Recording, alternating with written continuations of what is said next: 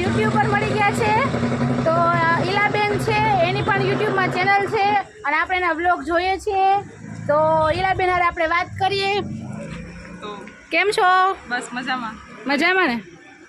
અમારું ચેનલ એ છે હા અમીરા નીલા વ્લોગ્સ, અને આ બેનના વ્લોગ પર જોજો ને, ચેનલને લાઈક શેર અને સબસ્ક્રાઇબ કરી દેજો. હા આજે અમે બધા એક જગ્યાએ ભેગા થઈ ગયા મ્યુઝિયમ જોવા. એ લોકો મ્યુઝિયમ જોઈ લીધું ને હવે અમે અહીંથી જોવા. હા જૂનાગઢમાં બધા ભેગા થયા છે. ભેગા થયા છે અને ના અને અનાસે જો અમે ભેગા થઈ ગયા છીએ.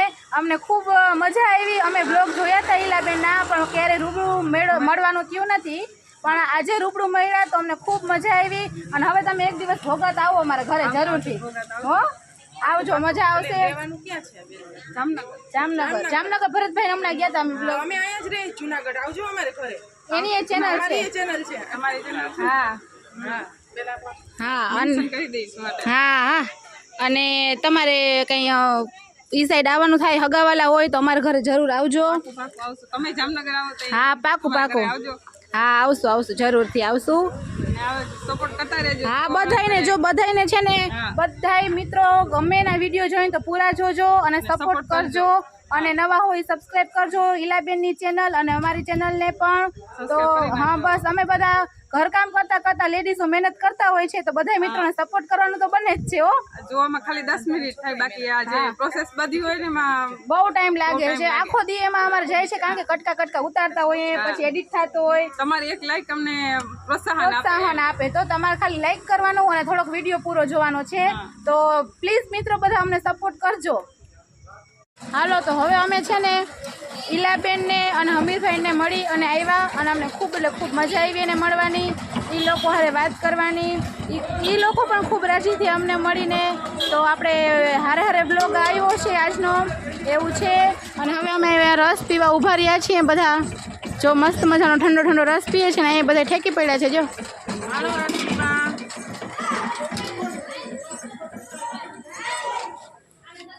જય રાંદલમાં મસ્ત રસ છો.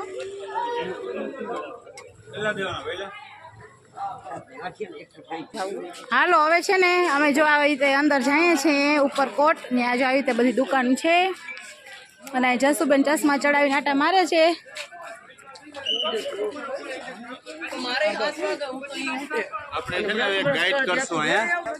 આપણે ગાઈડ લઈ લઈએ, ઇતિહાસ ને બધું વ્યવસ્થિત સમજાવશે. બધું રાઉન્ડ માં આપણી હારે રહેશે. બરોબર, ખૂબ મજા આવશે ને આપણા વ્યુઅર્સ ને બધાને ખૂબ મજા આવશે. બરોબર, હાલો ગાઈડ્સ નું આપણે પહેલા બુકિંગ કરીએ. પાકું, હાલો.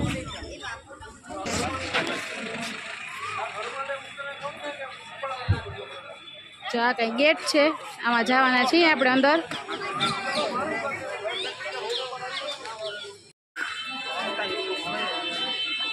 જો આ છે ઉપર કોટ ગેટ, આની અંદર આપણે જવાનું છે. અને જો આવી રીતે બધા જાય છે ભર તડકામાં.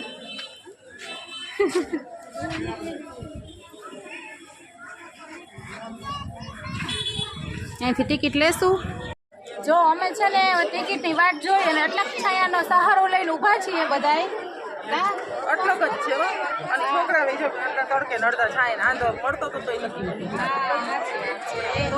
અને જો અહીંયા કંઈક છાંયો છે, ત્યાં બધા બેઠા છે, તો ત્યાં જાય તો આપણે આખો છાંયો મળશે. અહીંયા અડધો મળશે.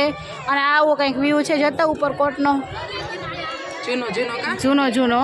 હવે તો રિનોવેશન થઈ ગયું એટલે પણ તો એ જૂનું જોવાની જ મજા આવે ને. આપણે જોવા તો આવ્યા હોઈએ. સુધારો વધારો તૂટી ભાંગી ગયું હતું ને એનો ભાઈ. હા, એ સાચી વાત છે. મારો અવાજ લોકોમાંથી ના આવતો હોય. મારો અવાજ કેવો આવે? મને કેમ એવું લાગે? અહીંયા લોકો અમારી જેમ જ ટિકિટની વાટ જોઈને બેઠા છે. તડકો બહુ છે, તો જરાક વારી કે આપણે છાયામાં હે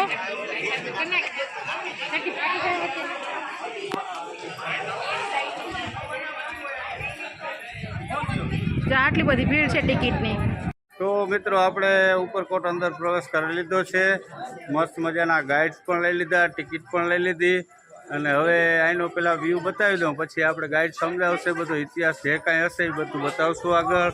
ખાસ જોજો બધા, ખૂબ મજા આવશે. આ અંદર પ્રવેશ દ્વાર છે, જુઓ આ પ્રવેશ દ્વાર છે જોરદાર. આ જુનાગઢ ઉપરકોટ જવા માટેનો પ્રવેશ દ્વાર. અહીંથી આપણે અંદર આવ્યા. આ બધા આવા વ્યૂ છે જોરદાર. તો મિત્રો બધા જો આ તૈયાર થઈ ગયા છે. ગાઈડ્સ આવે છે, આપણે સમજાવશે હમણાં બધું. એ બધું હું તમને બતાવીશ. ઓકે, ઉપરકોટ માટેનો જોજો જે નકશો આપેલો છે એ તમને બધાને બતાવું. જોરદાર આખા ઉપરકોટનો આ નકશો છે. તો મસ્ત મસ્ત ઉપરકોટ જાય ને બધાને બતાવીએ. કોટ જોવા જાય છે કિલ્લો. આ કિલ્લાનું નામ છે ઉપરકોટ ફોર્ટ.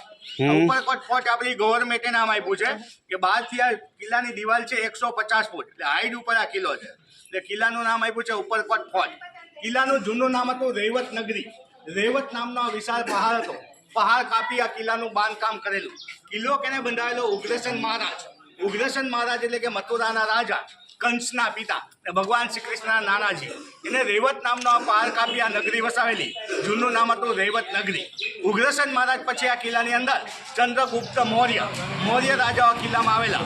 મૌર્ય પછી આ કિલ્લાની અંદર રાજપૂત રાજાઓ શાસન કરી ગયા. રાજપૂત એટલે કે આપણે દરબાર લોકો કહે. તો આ કિલ્લાની અંદર રાવ વંશના 33 રાજાઓએ રાજ્ય કર્યું. એમાં કિલ્લાનો લાસ્ટ હિન્દુ રાજા તો રાવ માંડલિક.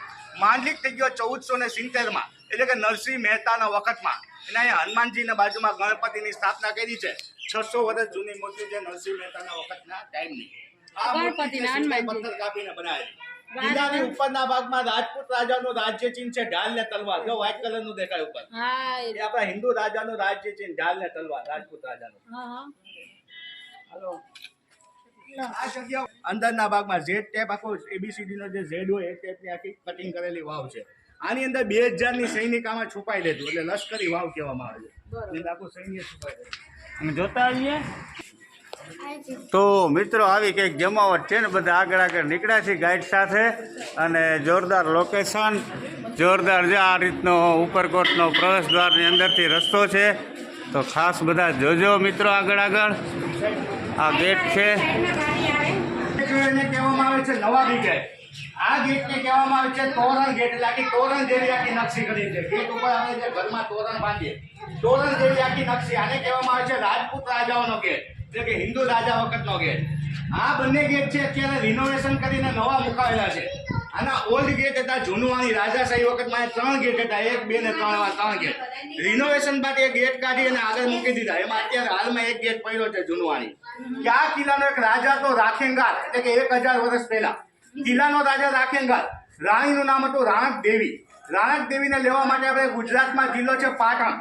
પાટણનો રાજા તો સિદ્ધરાજ સોલંકી. અને આ કિલ્લાની રાણીને લેવા માટે 12 વર્ષ સુધી યુદ્ધ કર્યા. કિલ્લાની બહાર ઘેરાબંધી કરી. પાટણનો રાજા 12 વર્ષ સુધી આ રાણીને લેવા માટે યુદ્ધ કર્યા, તો પણ આ કિલ્લાના દરવાજા ખોલવામાં સફળ ન થયો. આ કિલ્લાનો રાજા રાખેંગારની અંદર પોતાની સેના હતી 2000ની કિલ્લાની અંદર. એમને ખાવા માટે અનાજના ભંડાર જોશું. એમાં રજવાડા વખતમાં 12 વર્ષનું અનાજ રાખેંગારે ભરેલું હતું. 12 વર્ષ સુધી આખી પ્રજાને અનાજ ખવડાવ્યું. 13મા વર્ષે રાજાના ભંડાર થયા ખાલી. તેમના સગા 2 ભાઈ જોઈ છે વિશ્વાસુ, બેસર ને વિસર નામના સગા ભાઈ. ને આપણે રાણક દેવીનો મેલ જોશું. એમાં મુક્ત ભોયરા હતા. એ ભોયરામાંથી સગા ભાઈને બહાર અનાજ લેવા મોકલે છે અહીંનો રાજા રાખેંગાર. તો પાટણનો રાજા સિદ્ધરાજ શું કહે કે આપણે 12 વર્ષ સુધી યુદ્ધ કર્યા, હજી પણ યુદ્ધ કરશું તો આપણી સેના પરાસ્ત થશે. બીજા સ્ટેટના રાજા પાસે અનાજ મગાવવું પડશે. એના કરતાં 2 ભાણેજને આપણે લાલચ આપીએ.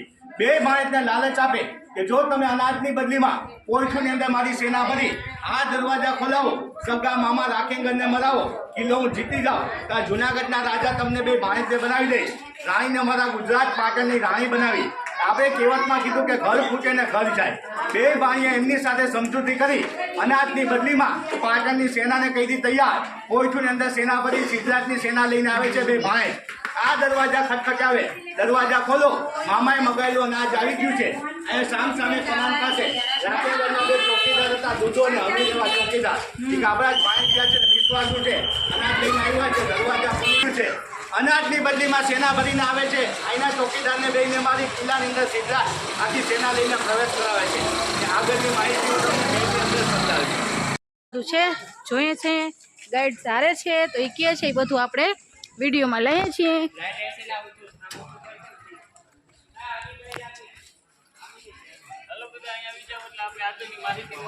હાલો, આ જમણી બાજુ દિવાલમાં છે માં ખોડિયાર માતાનું મંદિર, હા સામે છે માં વરુડી માતાનું મંદિર. આ હા. કિલ્લાની અંદર જેટલા રાજપૂત રાજાઓ શાસન કરી ગયા એ બધાના કુલદેવી છે માં ખોડિયાર. આ કિલ્લાનો રાજા રાખેંગાર, એમના ફાધરનું નામ હતું રા નવઘણ રાજા. એની અંદર આપણે રા નવઘણ કુવો પણ જોશું. રા નવઘણની એક બેન હોય છે જીભની માની બેન જાસલ. જાસલને અહીંથી સિંધનો રાજા સુમરો કેદ કરી જાય છે રાણી બનાવવા માટે. ત્યારે એમના ભાઈ ઉપર એક ચિઠ્ઠી મોકલે કે જાહલ ચિઠ્ઠી મોકલે ને વાંચે નવઘણ વીર, સિંધમાં રોકી મને સુમરો હાલવા નો દે અમીર. નવઘણ રાજા અહીંથી 9,000ની સેના લઈ સિંધ દેશ ઉપર ચડાઈ કરે. વચ્ચે આવે સિંધનો સમુદ્ર. માં ખોડિયાર વરુડીને યાદ કરે ત્યારે માતાજી કાળી ચકલીનું સ્વરૂપ થાય રાજાના ભાલા ઉપર બેસી જાય. દરિયાના 2 ભાગ કરી આપે નવઘણ રાજાને. સુમરાને મારીને બેન જાહલને છોડાવીને આવે. જંગલમાં માતા વરુડી મળે બાળકીના સ્વરૂપમાં. તો કે વીરા જમતો જા. તો કે માતાજી મારી પાસે તો 9,000ની સેના છે. તો કે ભલે હોય. કુઈડીએ કટક જમાય છે 9,000ની સેનાને માતા વરુડીમાં. વાહ રે વાહ. પ્રાચીન મંદિર છે આ ખોડિયારને માં વરુડી. વરુડી માતાજીનું.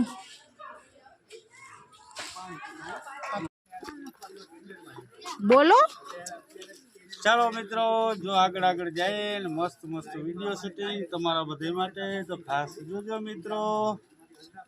જાનવરોને બોલીએ ને કિલ્લાની રક્ષણ માટે ચારે બાજુ આવી કિલ્લો રાજા ઉપરકોટ કિલ્લો, અહીંયા રાજા રજવાડાઓ ચડાઈ કરતા અને રાખેંગાર ને રાણક દેવી